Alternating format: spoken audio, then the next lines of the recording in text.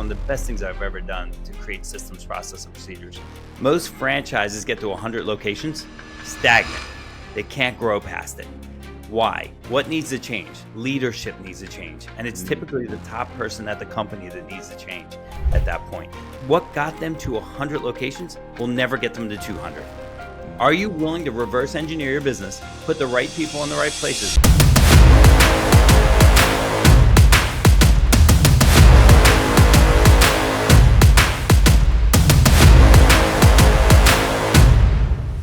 All right, everybody. Welcome back to another episode of the 1% Podcast. I'm your host, Vin, and I'm Shane. And today we're joined by my man, Tony. Tony, how are you? I'm great. How are you guys today? We're doing good, man. It's a beautiful day. Awesome. Same here, man. It's a little rainy out here, but we're doing okay. I love it. So, guys, I brought Tony on because I got connected to him through a friend, and Tony is what I would like to think as a great coach. And for those of you who have tuned in before and listened, you know I have a deep disdain for most coaches because I think many of them suck, and I always love to elevate the rare ones that I believe in because we have a lot in common. We're both good. So Tony happens to be one of those guys. And so, Tony, I want you to tell the listeners, you know, a little of your story, what you're building, how you do what you do, and a little bit of the why. And I don't want to give any details because I'm sure you'll tell it better. So the floor is yours, my man. No doubt, man. I'm that kid. I grew up on the Jersey Shore as a kid, and it was 4 months of hurry and 8 months of worry. You know, my dad was a cop, an entrepreneur, doing all that.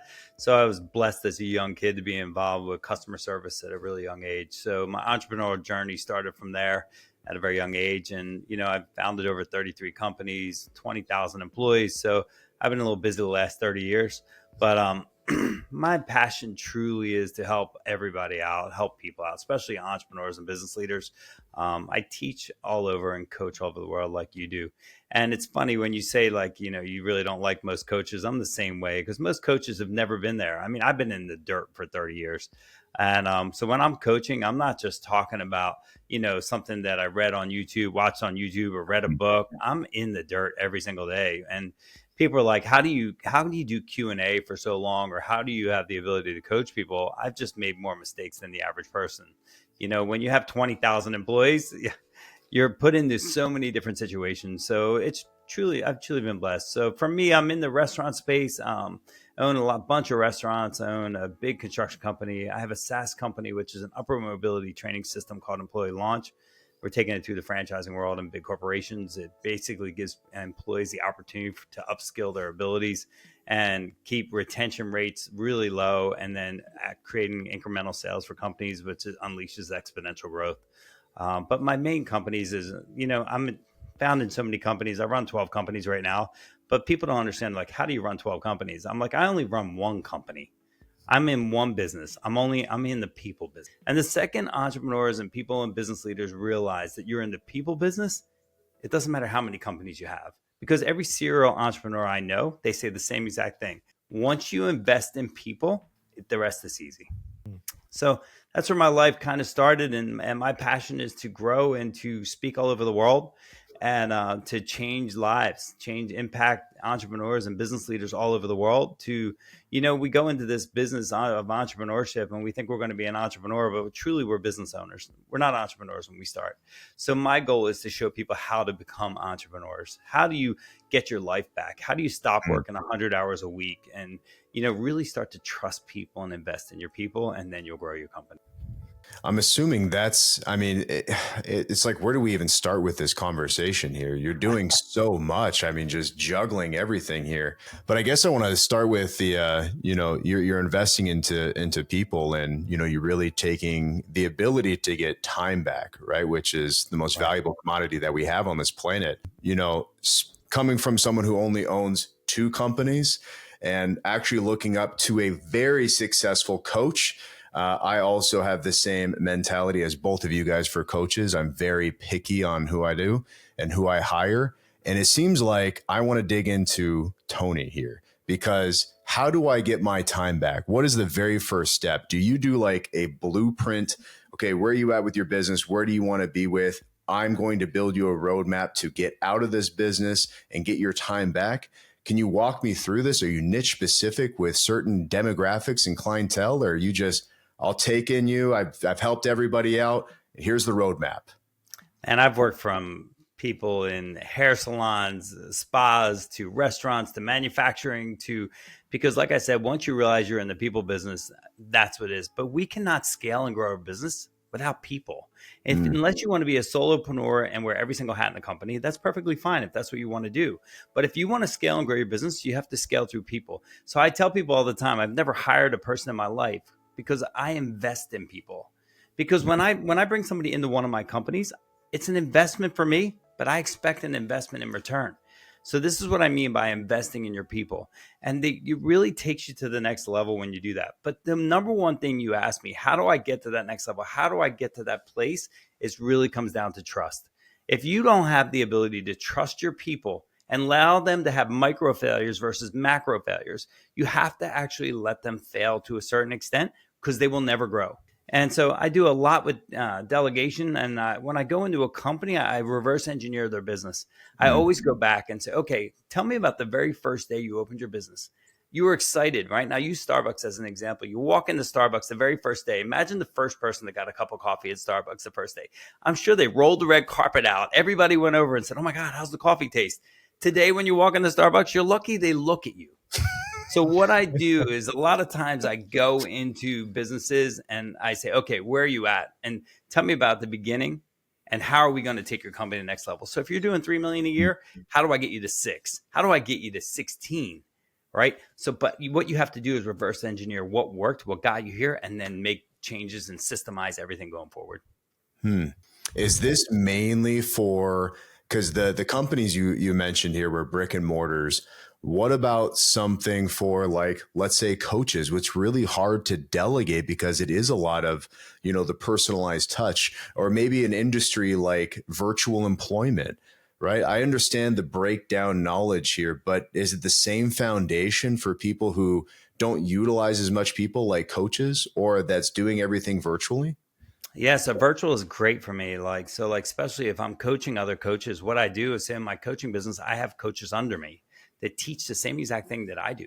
But what you have to do is create the right systems and processes and procedures. So even in a VA situation, right, where I'm sending in employees, right, it's critically important on the interviewing process. How are they articulating themselves and their skill level to a company, right? So I've worked with VAs.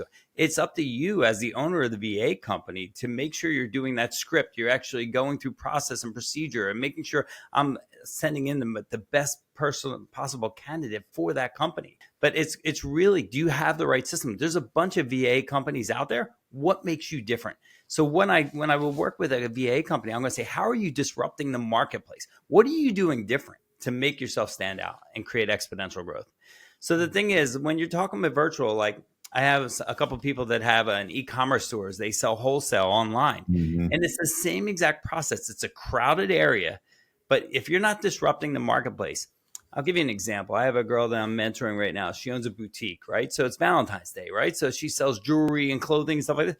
I said, put out a post this week and don't talk about selling at all, even though it's the biggest holiday for her to sell, one of them. I said, put out a post, the meaning of Valentine's Day, and leave it dead. I said, because what you have to understand, you're not selling product. You're in the relationship business. And the second you realize you're in the relationship, because every bit of your competition is putting out coupons, discounts for their products, differentiate yourself. So that's really where I go. And like I said, when I reverse engineer, I'm always looking to see what is the message that's going to resonate with the consumer, the person actually buying your product. So many founders forget that. They lose the thought process of who their customer is. Who's your customer avatar? They're so focused on, they have this brilliant idea. They're the founder. They've got a great idea. I guarantee you, so many times the founder's vision is not the same vision that the employee has. And it's definitely not the vision that the customer has. So that's what I rework. I put in alignment. One of the big things I do is I take the founder, the employees, and the customer, and I put them in alignment. And it's the first chapter of my book is all based on that 100%. I want to carry on to actual, like, well-oiled machines, successful companies that share the same aspirations and goals that, the owner does, the founder does, the C-suite division does. And I wanted to mention what you just said about that boutique. We talk a lot about on this podcast about, faceless companies, right? And it getting to a point where you get to a bottleneck, right? Where I mentioned for my company, we got to, 8 figures in a year, and we weren't able to overcome that. It was stagnancy. And it's like, okay, so how can I do this if everything was going so great for a certain amount of time, well-oiled machine, tons of employees, shared vision, but we're still getting to this level? And what you just said was exactly what I've started to witness, and what today's society is going towards is being the face, being your brand of your company, because people are know, like, and trust. They're buying from you, Right. and you're into the people business. Exactly. I can't believe how true that statement is in 2025, that you need to be a face. You need to be a face of your company. No matter how small or big you are, you're going to get a point where you have to be in front of it. The crazy part about what you say, so when I mentor a company, right, and they're like, oh my God, I can't stand being on the news. I can't stand social media. I said, then hire the face of your company. Understand that the most powerful thing you can do is realize that. But then you hire a face of your company. You hire that brand representative. Like you said something interesting to me. Like when you talk about the franchise, I've been in the franchising space for 15 years. One of the best things I've ever done to create systems, process, and procedures. Most franchises get to 100 locations, stagnant. They can't grow past it. Why? What needs to change? Leadership needs to change. And it's typically the top person at the company that needs to change at that point, because what got them to 100 locations will never get them to 200. Are you willing to reverse engineer your business, put the right people in the right places? It's not about, so I had this, you'll love this. So this past 3 weeks, I've been working a lot with my management teams on everything I do, my coaches. And I said to them, I want you to put a note on every business, right? I want to be who, not I. So every time one of your top level people say the word I want you to force them to say who are they replacing the I with. So it's kind of been really dynamic for me to make people think a different way. So every time they're facing conflict in their business, I'm like, you just said the word I. So I interview a couple of these top level people and I'm like, tell me what you do. I do this, I do this, I do this. And I mean, 20, 30 I's in one conversation. I'm like, imagine if you had a who for every single I, and then what would you do with that time to exponentially grow your business? It's very interesting. So I make them, in the last month, I've made them take sticky notes and put them on their bathroom mirror, on their car, everywhere they see. I make a who, not I. So it's just an interesting thing I want to share with you. That's a great point. I see that happen a lot, even with the clients that I work with. And I'm curious, when they come to you and then they say, yeah, I mean, it'd be great if I had the who to fill it, but I don't have this person, or I've tried to hire them and it keeps failing. How do you punch back at that? Because we know it's a bullshit reason, right? But how do you punch back at it? I tell them to go look in the mirror. I said, go in that bathroom right now and look in the mirror, because the person in the mirror is the problem, not the who that you're hiring. You typically don't have the right systems. You haven't set expectations properly, and you're not following through properly. The big problem when I teach delegation, I reverse engineer delegation, right? So if I hire a who and he's not doing the job right, the typical thing that any top level manager will do is they criticize the employee, not themselves. So you'll never grow an employee if you keep criticizing them. If you take the onus on yourself as a top level manager and say, this is me, I didn't create the right systems, I don't have the right processes for my people to be successful, then that's where their problem is. 98% of the time, I promise you, it's not the employee. And if it is the employee, I can't tell you, I've probably fired over 30 some years, probably 10 people on my hands. But that doesn't mean I don't take people out of positions. If I hire somebody for a position, I hired them for a reason. They're typically a good person, they're a human being. I move them to a position where they can be successful. And that's what I try to do. And I mean, some people self-exit themselves. But the thing is, I try to always take that employee and say, what do you want to do? And too often, and I've changed a lot of my interviewing process over the years and how I coach it. In interviews today, I'll ask an employee, I'm like, tell me what you want out of this job. And you want to see people look at you like you're crazy? They're like, you're asking me what I want? It's a totally different mindset. So fun.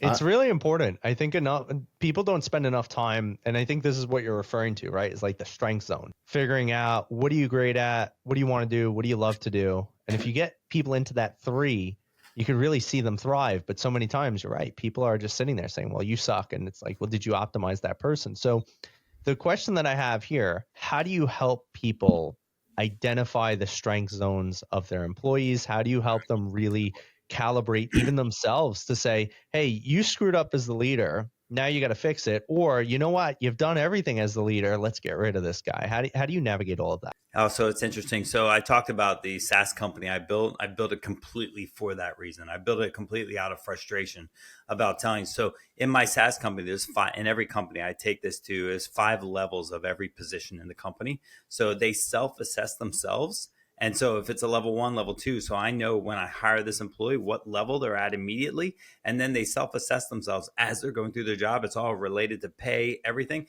And then you do a knowledge test and then a physical evaluation on job. So what happens is employees, if they want to grow, they very easily say, hey, I'm a level 3. How do I get to level 4? So then they self-assess level 4 and say, okay, this is what I need to do. Then behind all that, there's a full training process behind that. But so if I have an employee that's a level 3 and I say, hey, I really want you to get to a level 4 event, and you're like, I don't really care. Well, now I'm making a self-assessment myself. Is this a person that I really want in my company? And I'm at that point saying, hey, what's the reason? Do you want a different position? Because I really like level 5s in almost every position. That's my goal.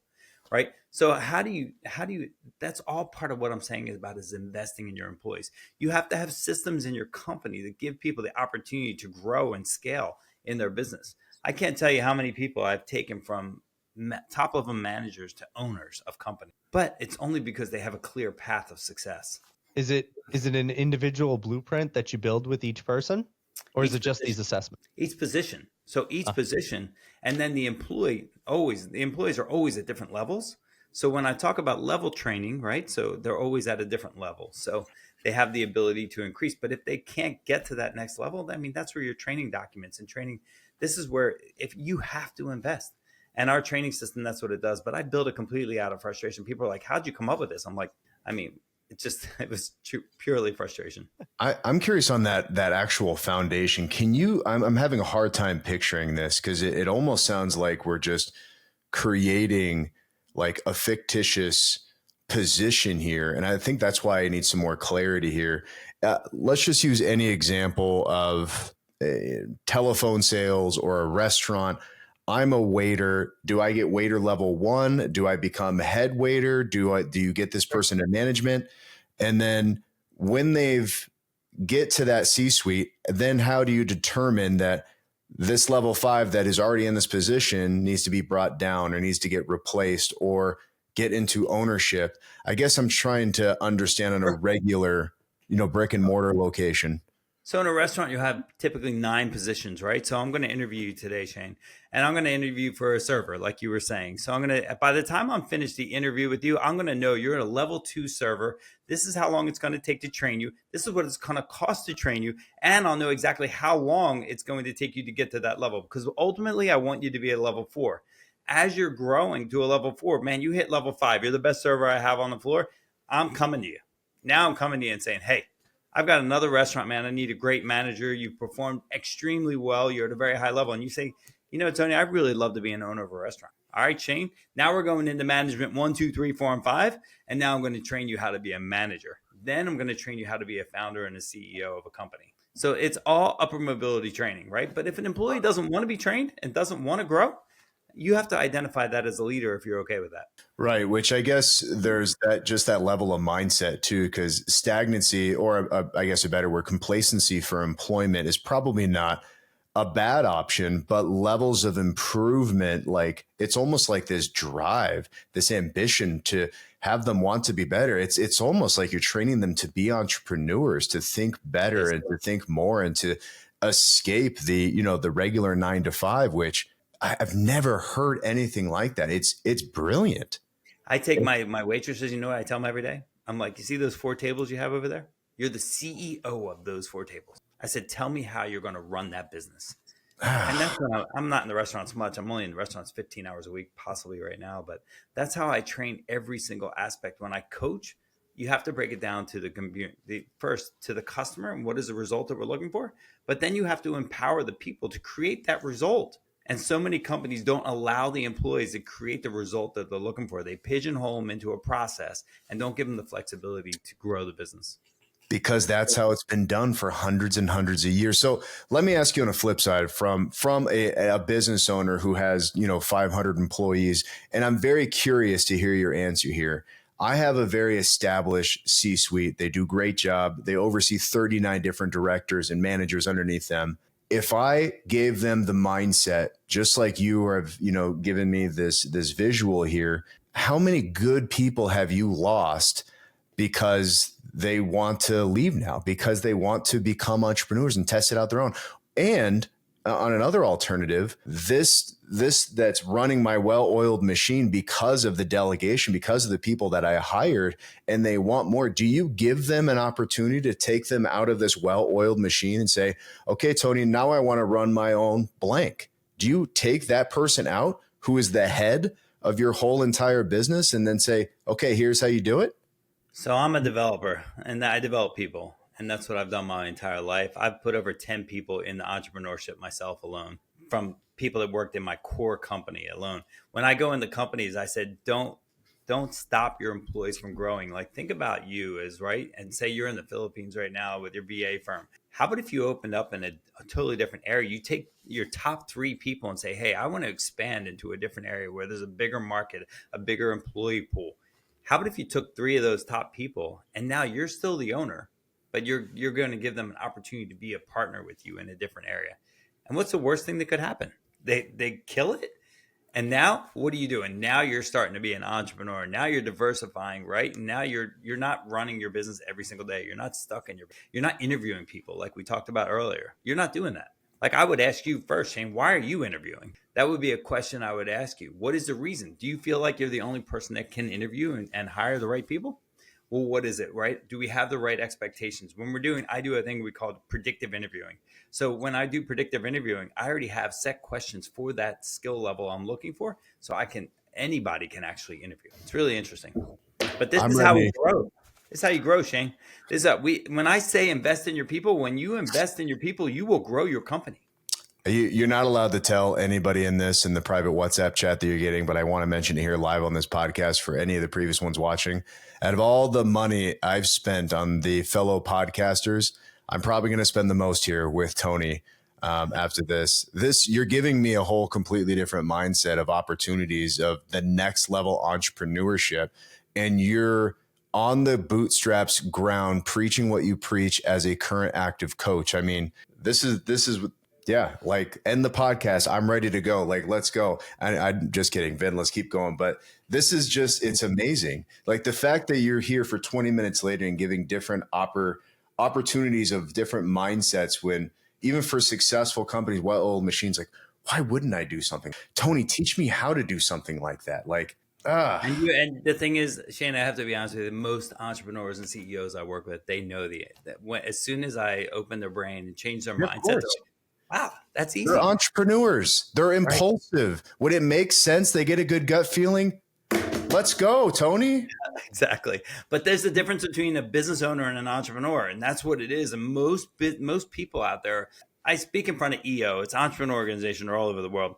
And I'm in front of like 80 people, and they think they're an EO. They're an entrepreneur organization. And I go there, how many people in this room are entrepreneurs? The name of the organization is Entrepreneur Organization. Whew, you want to see me ruffle some feathers when I tell them that they're all business owners? When I tell them, hey, leave your company for 2 months and let me see what happens? And they're like, we can't leave for 2 months. I'm like, then you're a business owner, which is nothing wrong with being a business owner. But how do you grow to become an entrepreneur? How do you do that? How do you get to that next level? And 90% of the time, it's systems, process, and procedures, and trusting your people, and having micro failures versus macro. Yeah, the foundation is simple. It makes sense, and it's just people buy with no like and trust from a repetitive seller coach like you that's done it hundreds and thousands of times, that needs to take current business owners or entrepreneurs out of their mundane day-to-day to get them out of that. They're bottlenecked. They're bottlenecking themselves because they don't know how. And that's what I'm saying. That's what like successful people need, is to get to other successful people. Sure. Like, if you're looking to do what Alex Hormozi's doing, then do exactly what he's doing every single day, because he's at the level that you want. It's called mirroring. The same thing for the actual coach. It's called mirroring, and there's nothing wrong with it. Like, oh my God, I can't steal that. Somebody else is doing that. No, they're successful at that only because they've made a million mistakes doing it. Isn't that the American way? It is, and like you brought up an interesting thing, like, but like if you think about back when Ford Motor Company started, they didn't want that creative mindset. They wanted to create lines where people just go to work every day, stay on the line, on the Mm. assembly line. Unfortunately, that's the way society and our schools teach kids, and that's the way they teach everybody. But you know what's changed? It's the internet. Social media has changed the mindset and giving people that ability to think outside the box. And it's exciting for me. It's encouraging for me. But as I love the fact that there's business owners, man, the person that actually takes the chance to open a business, there's very few business owners. So I never look at a business owner as like, I can't believe you're not an entrepreneur. I'm like, oh my God, you're amazing. You opened a business. I had a lady I was coaching. I'm talking to her about her business. I said, what are your gross sales for the year? She's like, $50,000. I'm like, yes. I'm like, that's amazing, because there's millions of people that can't say that they're grossing 50,000 a year. And you Mm. know what? That lady, I told her she was amazing. She's crushing it now. But it was just little tweaks. She's doing Mm. like 400 grand a year. God bless her. But she's controlling. She gets on the phone with me and tells me I'm a serial entrepreneur. So I'm like expecting a bigger growth. I loved it, man. She was so full of energy and passion, and that's who I am. I can't hide it. I mean, if that's not the best success story ever, I don't know what is. What more do you want? Yeah, exactly. Exactly. But Tony, what do you think is the most important thing when it comes to understanding people? Because obviously you help people work on the business, but as a coach, I know that people can really only understand things from the level at which they currently understand things. For all of you listening, that makes sense. Just think about it for a second. And what our job is to break through or give them a new piece of information that could potentially change the whole trajectory of their life and business within an instant. How do you find that you break through the barriers, you knock down the walls? What is your, knife through the barrier into the breakthroughs? How do you deeply? So it's interesting you say that, because when I start coaching somebody, it definitely takes probably 2 months for me to break that barrier down, because the worst part about entrepreneurship, I always say, it's the loneliest profession in the world, because we never want to tell anybody, oh, I suck, I'm not a good business owner, I'm terrible. They don't want to do that. But as you start to coach over a couple months, they start to tell you about how much they hate their employees, how they think every employee's stupid. And what I teach a lot, and you asked me a specific question about, and empathy is critically important for me. Understanding the value of your employees and listening to them. When I was a young entrepreneur, I never listened. I was answering questions. Before you said it, I was answering it. And so my biggest thing is active listening is something that you really need to work on. But your question about how do I break through? Man, it definitely, there's a different timeline for each person I work with. And I'd love to say it was a cookie cutter answer to say, oh yeah, I say X and they just open up and everything's good. It's not really that way. It's really take some time, and you have to make them feel comfortable and show them that your intentions are truly for them to succeed. And whether that's having a better personal life, whether it's scaling their business, I don't really care. Like people say, you're a coach, you work on scaling companies. I work on scaling humans. I don't work on scaling your business. I scale human beings. If the human being wants to grow their business exponentially 10 times, I'll help you do that. But if you're happy doing 5 million a year and you want to spend more time with your kids, I'm going to scale you personally and give you that life. And I think that's the difference. But to be able to get a mindset shift with that, it's very, very difficult. And it just takes a little bit of time. The quicker you can make somebody feel comfortable with you and to open up, the faster it'll happen. Do you have a go-to way? Some people like to, do the proper term is, I'll just make it up, but some people like to do a relationship building exercise where they'll ask somebody a question about their childhood or whatever the case, right? Like we look for those ways where we can disarm people. Do you have a disarming strategy and with good intention, right? I want, for all the listeners, it's not an underhanded thing. If you know how to connect with people and you want to connect with them because you want to help them, there's nothing wrong with that. So do you have something that is your signature? I don't go, I'm not methodical about like a sheet of paper. These are the questions you need to answer.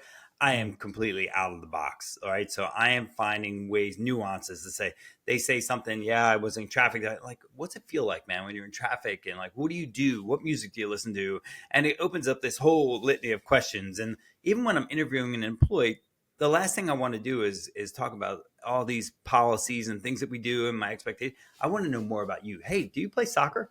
I love when I was interviewing a lot, when I was hiring in my restaurants, I would always ask a young person, I'm like, tell me, what sports do you play? And they're in an interview. And all of a sudden I'm hearing all this stuff about them. I'm like, what position do you play? Oh, I'm a forward. Oh, you're aggressive. You're assertive. It's how are you opening that envelope up? How are you doing that? Because if you become too rigid with everything you're trying to do, people will never open up. They feel that. They feel your energy. And it, like you said, it's a talent, right? You have to make people feel comfortable, right? Because that's when you start to make a difference in their lives. But some people are a little bit sheltered, man. They're a little held back. Like I'm working with different groups of people, and they're afraid to even let me in. Like, a big Jewish community up in New York, and I'm like, you're hiring the Italian boy from New Jersey to work with you? I'm like, what's going on? And but you know what? I had an amazing relationship. But you know what it was? Our religious backgrounds are so. I'm Catholic. I grew up very strict and Catholic. Our religious backgrounds, our morals, everything were the same. So we developed this amazing relationship up there, and that's what it made the difference. But very difficult at first. Like the one I was working with one, and she's like, "Hey, you need to go work with this." He was so standoff.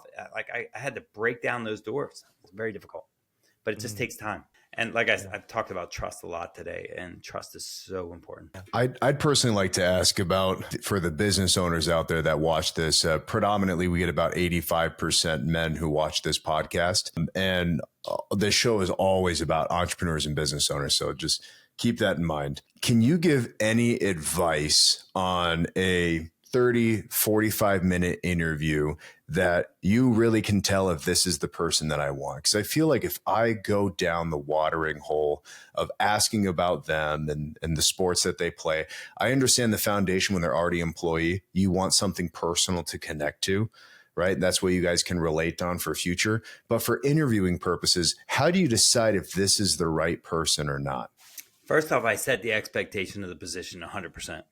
And I'm not asking him in an interview whether you play soccer, whether you play cards, whether you're a pool. I'm not asking for that reason at all. I wanted to see where that question develops to what they're going to actually tell me. Then all of a sudden, halfway through the interview, they're already comfortable. So now when I start asking about their business function, and it's an icebreaker, correct? It's an icebreaker that gets them to relax. And I got to tell you some of the horrific things I've heard from them. I'm a felon. I did this. I stole money. My last employee was such a jerk. I'm like, thank you. But if I didn't have that icebreaker in the beginning, I would never have heard that. I would never have heard the mother that said her mom had cancer and she was empathetic, and family is the most important thing in my life, because I can't ask you, hey, how old are your kids? What do you do?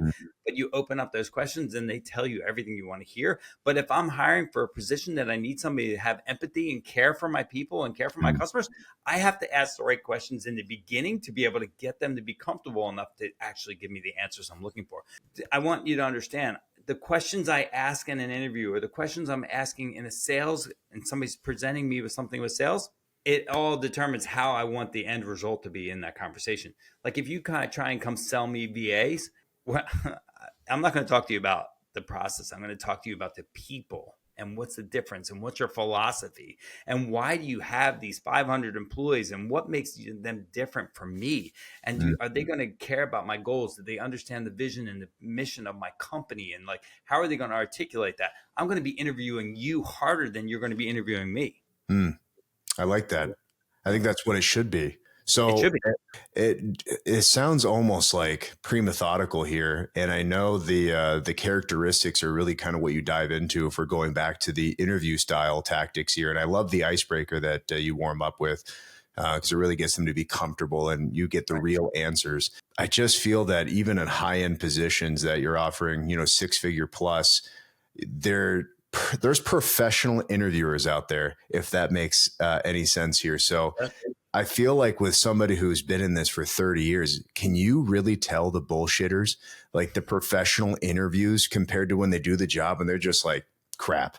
Like they were great at the interview and then they get into it and they're like, what is this? Shane, if you're interviewing me to build your house, I can BS you all day long. I can tell you about concrete construction, rebar, number 4, number 5, all this.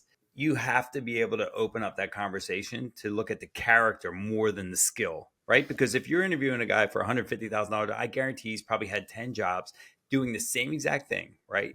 How do you break the ice to understand? I want to know how this guy ticks. I don't really care the skill. I want to know how he ticks. How does he dispute resolution? Tell me about conflict. I don't tell me about all your wins. I want to know some of the most difficult employees you've ever had, or the most difficult. Hey, did you look at your P&L and a month you lost $100,000 on your P&L? What did you do? How did that feel? Were you worried about what the boss was going to say to you? I want to know those intricate things, because as you hire enough people, you need to start looking at the things that are going to make a difference in your brand and your company. So, I'd be lying to you, man, if I didn't make the wrong hire, especially in the $150,000, $200,000 range. They're very difficult interviews. I mean, you really have to know the character of the person. Hey, and then eventually I'll get into tell me, they get into their family, how they grew up, what did they do with their kids? And you start to really look at that. And I know you work a lot with the psychological piece of it, but I mean, that's what my job is. I always joke that I should have a black chair in the back of my restaurants because I was a psychiatrist, you know. But you really end up getting that way. And in the beginning, in my early days when I was a business owner, man, I didn't invest in people. I didn't invest that time. And what it did, the turnover rate in my companies were ridiculous. Now my turnover rates are hardly, because I may have 23 employees, 16-year employees all over the place. But it's because I invest in them. And interviewing is an art. People do not invest enough money. So many good points you bring up.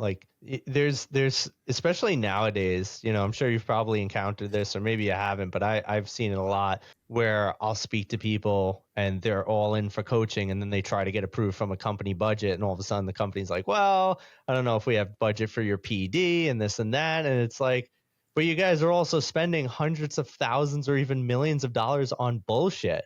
Yeah. And yet your employee, one of your top tier employees, is coming to you saying, hey, I want to invest in myself to become a better employee. And you're like, we can't swing a few thousand. Are you kidding me? That's out of the question. And it's so interesting to see that.